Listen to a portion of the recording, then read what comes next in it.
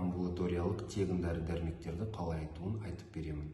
Барлық дәрі-дәрмектер Қазақстан Республикасының Денсаулық сақтау министрлігінің номер 75-ші бұйрығында бекітілген. Тегін дәрі-дәрмектерді алу үшін сіз ең біріншіден өзіңіздің учаскелік дәрігеріңізге баруыңыз қажет. Учаскелік дәрігер сізді арнайы лабораториялық инструменталды зерттеулерге және де мамандарға консультацияға жібереді. Консультация мен зерттеулерден өткен соң сіз учаскелік дәрігеріңізге барасыз. Барғаннан кейін учаскелік дәрігеріңіз сізді диспансерлық тіркеуге алады.